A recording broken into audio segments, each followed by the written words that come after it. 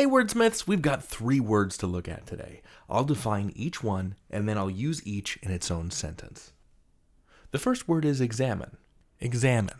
It's a verb, an action word. It means to look at or study carefully.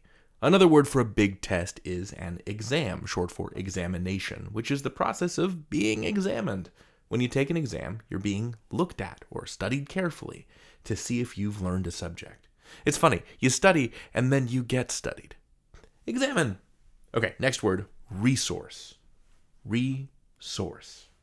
It's a noun, a person, place, thing, or idea. A resource is something found in nature that people can use.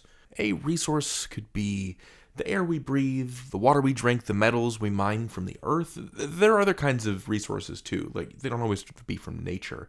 You could use resources like your school library or the help of your friendly local librarian to do a project. Our last word is pollution. Pollution. This is another noun, and it means the act of making the water, land, or air dirty. Smoke, smog, garbage, these are things that pollute nature, that make it dirty or make us sick. It's got that tion ending on it, that suffix that turns verbs into nouns.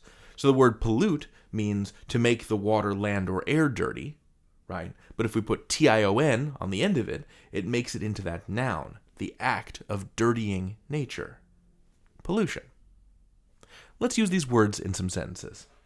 Dr. Ross put the feather under a microscope to examine it more closely. She wants to study the feather by putting it under her microscope, that tool she uses to look at objects very close up.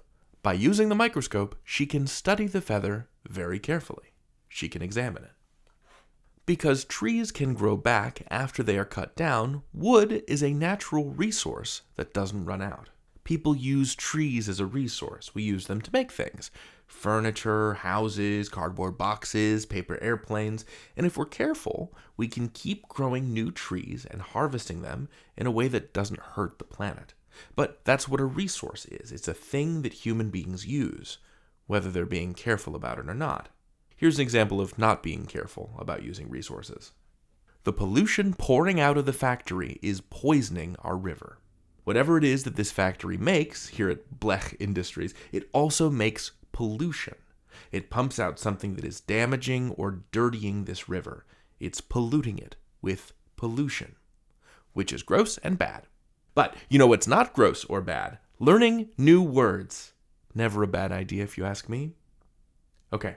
Until next time, you can learn anything. David out.